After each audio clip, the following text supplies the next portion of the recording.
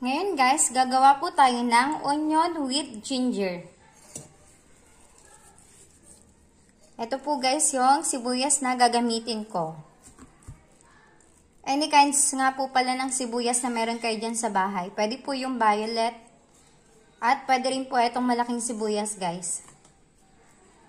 Ngayon po, umpisahan na po natin. Hiwain na po natin yan.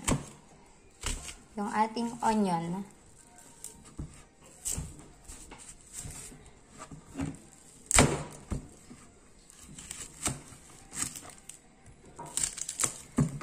Guys, pwede po ito ha. At pwede rin po itong malaking sibuyas. Ngayon, tanggalan na natin siya ng balat. Yan, ayan na siya guys. Ito nga po pala yung ginger na gagamitin natin sa paggawa ng juice. Ayan guys. Ngayon po, meron po tayong yadyaran. Then, salaan. Juice ng onion. Umpisahan na po natin.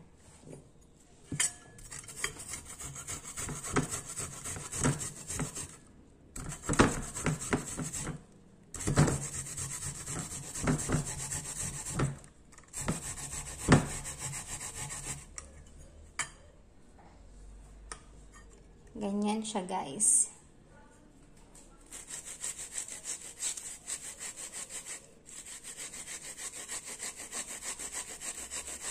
Nandiyan na natin yan para makuha na natin yung juice.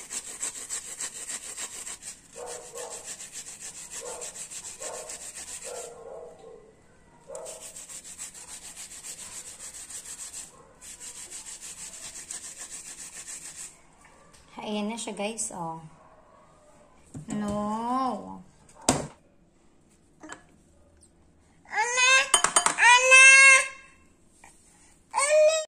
Ayan na guys, tapos ko na pong yadyarin yung onion. Saidin natin siya kasi sayang. Then, so unahin natin yung onion. Salaan ng ginger. Gagamitin ko po yan para sa pagpapatubo ng aking buhok. Kukunin natin yung kanyang juice. Ayan na guys, yung nakuha nating katas ng onion. Ngayon guys, kunin naman natin yung katas ng ginger na iyad-yad natin. So, ayan yung ginger guys. Ganon guys, same process lang din. Pipigain lang din natin siya. Then, ihahalo natin yan dyan.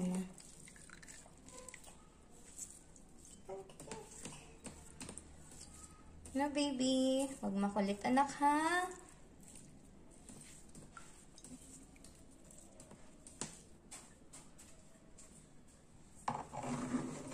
Ihalo natin siya. So, ayan na po yung kulay ng pinaghalong juice ng onion at saka ng ginger. Guys, hindi siya mabaho. Kasi nga, yung amoy ng sibuyas is, hindi siya mabaho pag hinaluan ng ginger. Ngayon guys, isasalin na natin siya.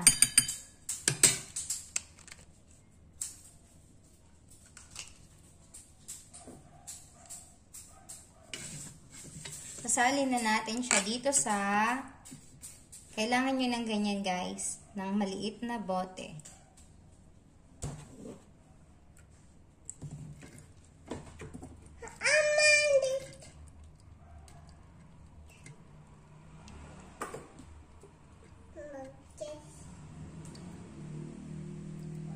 So, medyo mahirap siyang isalin.